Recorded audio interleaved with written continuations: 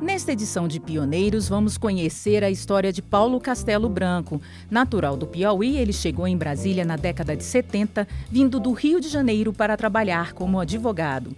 Foi conselheiro da OAB, secretário de Segurança Pública e é presidente do Instituto Histórico e Geográfico do Distrito Federal.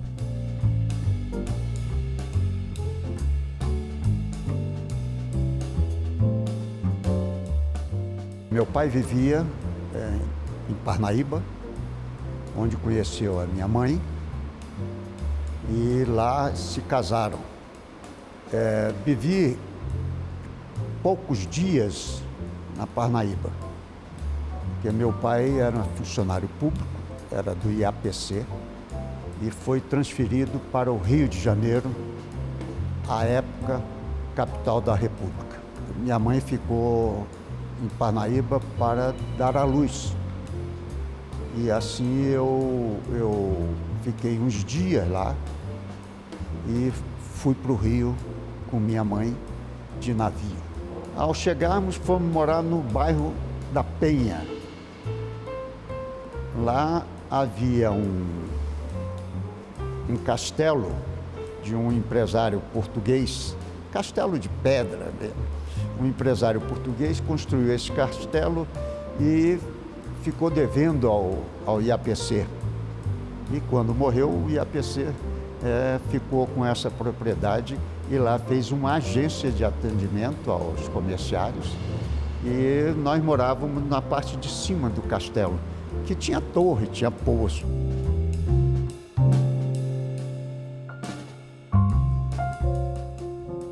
Me casei muito cedo e tive que parar. Eu estava no terceiro ano do segundo grau e tive que parar os estudos, porque eu tive que trabalhar. Eu comecei a trabalhar logo que saí do Exército. Eu fui servi o Exército como soldado e fui trabalhar no Banco Nacional. Chamava-se Banco Nacional de Minas Gerais, com uns 5 anos trabalhando no banco. Esse momento se deu, eu queria fazer a universidade e queria fazer direito. Eu achava o direito uma missão importante e, além de ser uma missão importante, também me daria recursos para viver de uma forma melhor. Entrei para a universidade e estava no segundo ano de direito, trabalhando no banco, e fui um senhor que depositava lá no banco me perguntou: o que você faz aí? Você não quer trabalhar no meu escritório? Aí o advogado chamava-se Mário Arnaud Batista. Foi um homem muito importante na minha vida, muito. Me acompanhou até falecer com idade avançada. Como eu trabalhava no Mário, naquela época, a Ordem dos Advogados dava uma carteira que fazia podia fazer várias coisas no Poder Judiciário. Podia pegar processo e tal. E já dava também uma vantagem, que chamava a gente de doutor já. Aí eu era um jovem doutor. E ali fui crescendo na advocacia, me formei, e o Mário Arnaud me disse, ele tinha no escritório um filho e um genro advogados. E ele falou para mim assim: olha, eu gosto de você, agora, você não tem futuro aqui no escritório. Eu falei: mas como, doutor Mário? Eu trabalho aqui há tanto tempo. Não tem futuro? Não tem, porque eu tenho um filho advogado da sua idade e um genro 3 anos mais velho que você, e eles vão ficar com o escritório. E você, que é um batalhador, vai ficar, as palavras dele eram, vai ficar aqui sem espaço para crescer. Falei com ele: pô, e aí? Nós vamos resolver isso rapidamente. Fala bem, como é que vai resolver? Conversa lá com sua mulher e você vai para Brasília. Em 6 de janeiro de 1972, eu desembarquei na rodoviária com mulher e 2 filhos. Eu fui morar num apartamento, num quarto, com minha mulher e 2 filhos, na 114 Sul. E aí é que eu vi, na 114, eu vi a importância e a exuberância de Brasília. E ali a quadra, a solidariedade das pessoas. Sabe? Eu falei, puxa, esse lugar é bom.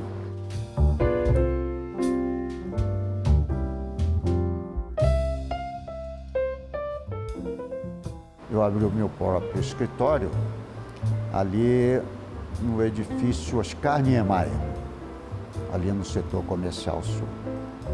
E abri o escritório, trouxe para trabalhar comigo uma irmã que trabalhava também num escritório de direito tributário. E aí nós fomos tocando o escritório. Logo que cheguei, eu fiz a minha inscrição na ordem.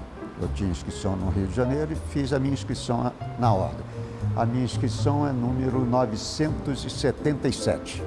Fui conselheiro seccional aqui do Distrito Federal. A ordem era fortíssima nessa presença, né, para acabar o regime militar.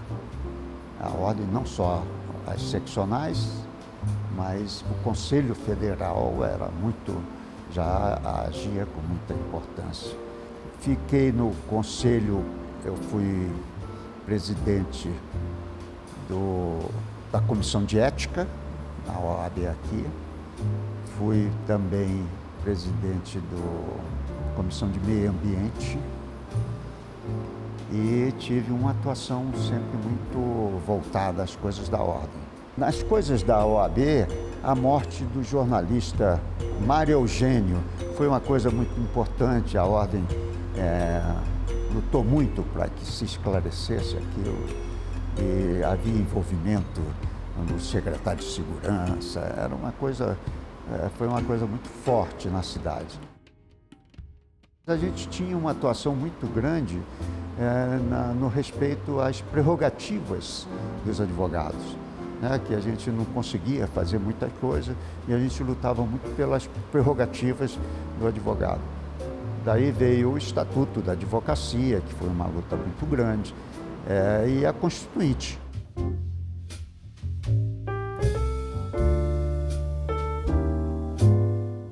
A literatura na casa de meu pai, dos meus pais, sempre foi uma coisa normal, comum, interessados.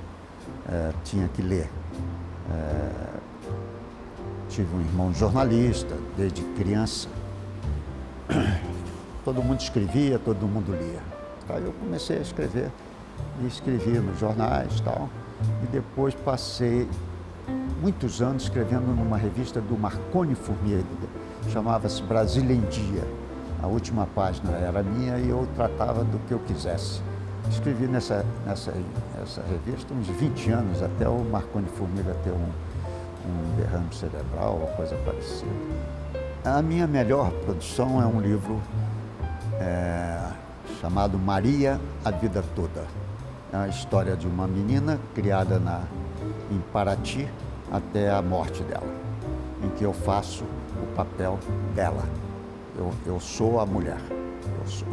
Eu escrevo como se fosse a menina que se transformou em mulher até a morte.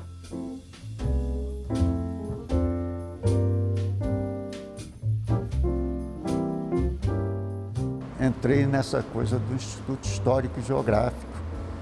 Eu gosto também muito de história e tal. E tive um grande amigo lá, o Coronel Afonso Deodoro, que fez uma grande administração.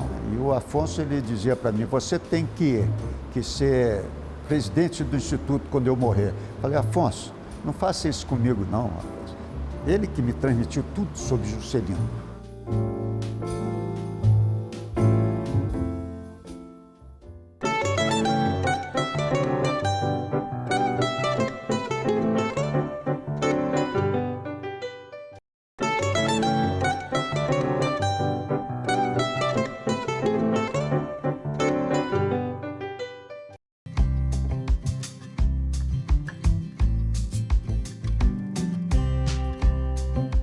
tive o período, eu fui do Conselho Federal da Ordem, e daí, no Conselho Federal, quando o Fernando Henrique assumiu, o ministro da Justiça,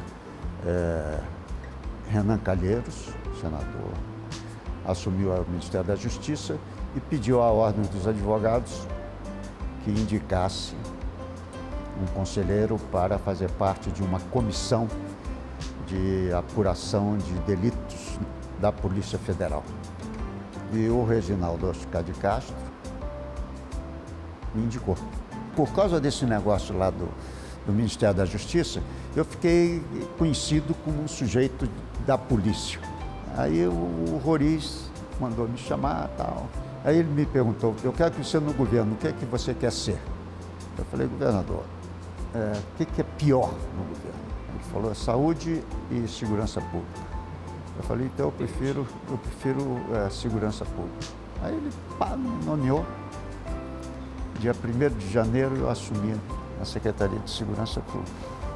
Cheguei lá, quando passaram para mim, a secretária de Segurança passou para mim, eu agradeci e o meu discurso foi só um. Falei, olha aqui, vocês são policiais, eu não trabalho com inimigo. Portanto, quem for meu inimigo, nem chega perto aqui do gabinete, vai lá para a sua função lá, mas aqui, na secretaria, eu não trabalho com um inimigo. Eu praticava política de segurança pública. Fazia política e não segurança pública. E aí criamos aí o programa Esporte à Meia-Noite. Lá em Planaltina, conseguimos uns ônibus para pegar as crianças nas escolas às 11 horas da noite. E eles, em vez de ficar na rua, iam lá para a escola que a Secretaria de Educação, Eurides Brito, fez um convênio com a gente e deixava as escolas com a gente. E aí a gente levava para lá, tinha lanche, tinha esporte, tinha aula de computação e tal. E ficou lá, foi reconhecido pela Unesco. Depois, na Ceilândia, fizemos o Picasso no Pixaba. E vi esses rapazes sujando a cidade toda com aquelas pichações. E eu achava que eu viajei muito e vi que alguns deles eram grafiteiros de grande talento.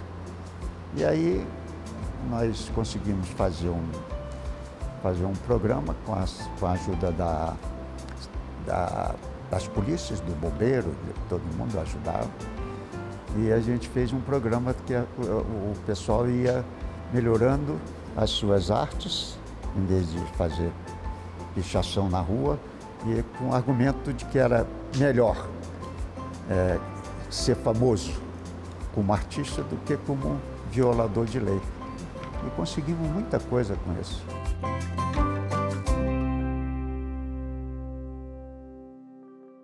Estava na secretaria já para fazer um ano, quando houve um incidente na Nova Cap, uma questão de greves.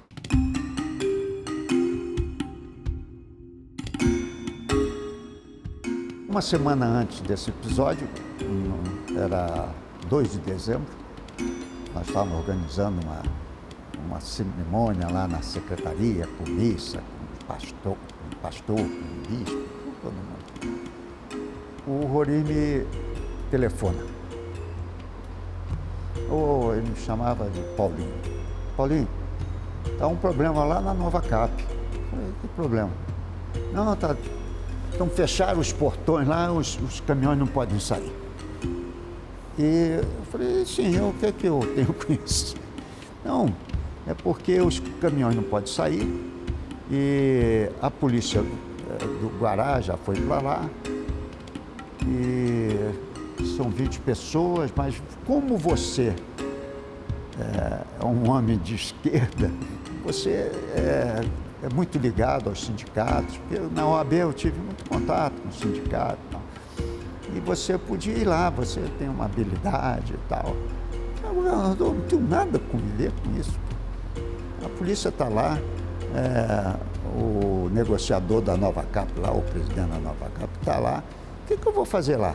E uma semana antes, eu tinha baixado lá uma norma proibindo o uso de arma de fogo, a exceção do revólver, que é a defesa do policial, arma de fogo em reuniões com aglomeração e tal. Não podia usar arma de fogo, podia usar bala de borracha e tal. Aí eu liguei para o meu chefe de inteligência lá, falei, pô, o que está havendo na Nova Capa que o seu Joaquim está me torrando aqui? Tem uma manifestação lá de trabalhador e tal, mas está tudo sob controle. Aí ele disse que não pode sair caminhão. Falei, isso é coisa do presidente da Nova Capa, quer tirar o caminhão pode sair lá por trás. Rori liga de novo. Pô, e aí, o que resolveu? Falei, governador, lá tem um tenente-coronel da PM com 20 policiais. Tudo tranquilo, não tem problema algum. Os caminhões que não saíram, pode sair por trás. Não, mas a saída é pela frente, o presidente da Nova Capa. Agora esqueci o nome dele, porque também fiz questão de esquecer. Aí o Roriz fala, eu falei, mas governador, isso toda hora tem greve na Nova Capa, pô. Eu nunca vi secretário de segurança na Nova Capa. Aí falei com ele, governador, está tudo certo. Ele falou, olha, eu queria que você fosse lá. Fui para lá, eu tinha falado com esse tenente-coronel do Guará, para ele ir no Núcleo Bandeirante, para tirar o cadeado lá. E falei com o sujeito que era o presidente dos sindicatos. Falei com ele, ele falou, não, tá bem, vamos negociar, nós vamos abrir o portão. E o coronel foi no Núcleo Bandeirante, arrumou lá um alicatão daquele para cortar. E eu fui chegando e vi esse coronel abrindo lá o portão. De repente, vem assim, tinha um ônibus assim, vem por trás do ônibus um batalhão, um grupo de policiais do BOPE, dando tiro pro alto e tal. E eu e o Tadeu ficamos olhando, pô, o que é isso? Autorização de quem? Aí ele só podia usar arma tiro de borracha. Só quem dá ordem para acionar o BOPE é o governador. Eles passaram, tinha um caminhão, os trabalhadores embaixo, e um caminhão assim em cima, e uma pessoa, um policial, para fazer uma graça qualquer, deu uma rajada assim, e que pegou no caminhão, ficou aqueles buracos assim no caminhão. Só que tinha um senhor terceirizado dentro do caminhão. E o caminhão, três balas atingiram esse homem. Eles pegaram esse homem, levaram lá para perto de mim, do Tadeu, e o homem tinha levado os tiros aqui. Falei, peraí, vamos, a ambulância vai levá-lo, tá? Aí eles disseram que não vai levar, não. Nós vamos levar segurando na perna e nos braços lá para a pista. Levaram e chegou lá na pista, o homem ficou lá ensanguentado, levaram para o hospital. 10 horas da noite, esse homem morreu com hemorragia interna. Acordei de manhã, uma reunião, 8 horas no Buriti. Eu fui. Uma reunião de gabinete de crise. Aí eu também fui lá. E aí? Não, eu vou demitir o comandante da Polícia Militar. Como? O que o comandante tem a ver com isso? Ele não estava lá. Quem deu a ordem? Eu falei, governador, quem pode responder é o senhor. Quem deu a ordem? Ah, pois só pode ter sido o comandante. Isso aí eu não vou me meter, que é questão de polícia, não é questão de segurança pública.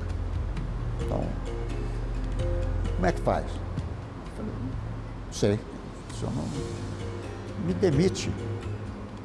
Me afastei e fui me defender, né? Na imprensa. Saiu na Folha, o Boris Casoy disse, esse assassino, não sei o que tal. Aí eu falei com meus assessores de imprensa, amigos. O Boris Casoy no dia seguinte pediu desculpa, disse que não era assim e tal. Eu saí, em uma semana eu estava fora.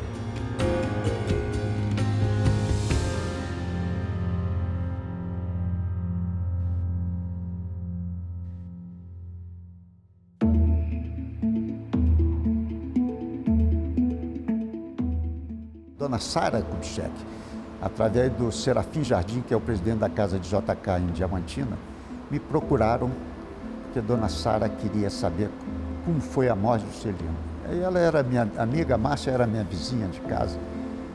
E eu fui lá conversar com ela, ela falou, eu queria saber se esse negócio do Juscelino foi acidente ou foi assassinato. Aí eu falei com ela, olha, Dona Sara, eu não queria tratar disso. Tal. Falou, olha aqui, Paulo, Brasília é a sua terra. Juscelino fez a sua terra. E eu estou pedindo a você que eu queria saber disso. Aí eu juntei com o Serafim, fomos a Resende.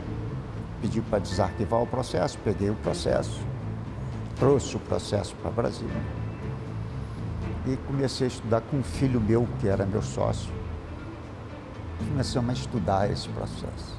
Aí estudamos aquilo ali e vimos que os boatos que eram desenvolvidos no país, né, sobre a morte de Juscelino, eles tinham indícios da necessidade de saber o que era.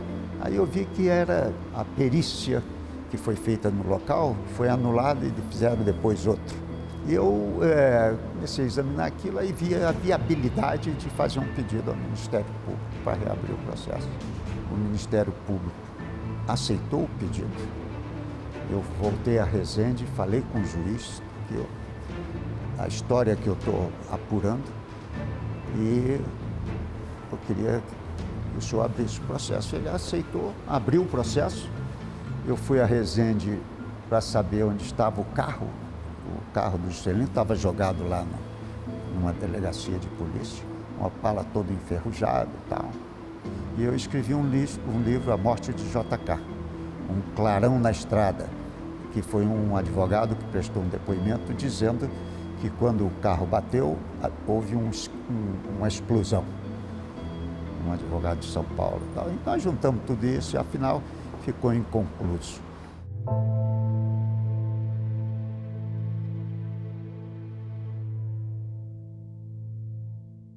Já tinha uma filha com ela, que é a minha filha mais velha, que tem 41 anos.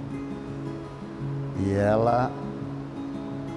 ela é minha companheira há 43 anos. Chama-se Vera Lúcia Nascimento Castelo Branco. E ela vive comigo esse tempo todo e enfrentou comigo todos os problemas da minha vida. Desde a morte dos meus pais até a nova CAP, até um câncer que me acompanha há 16 anos, mas absolutamente sob controle, mas ela é minha companheira para a vida inteira. Eu queria prestar esse depoimento porque eu tenho meus filhos, Érica, Guilherme e Renato, e a Elisa, que é minha filha com ela.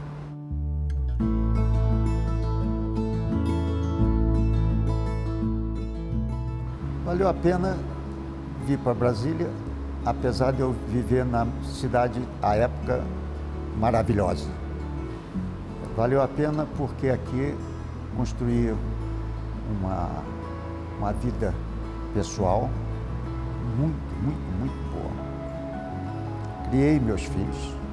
Aqui eu vejo todo dia da minha varanda o sol nascer, que eu já vi quando cheguei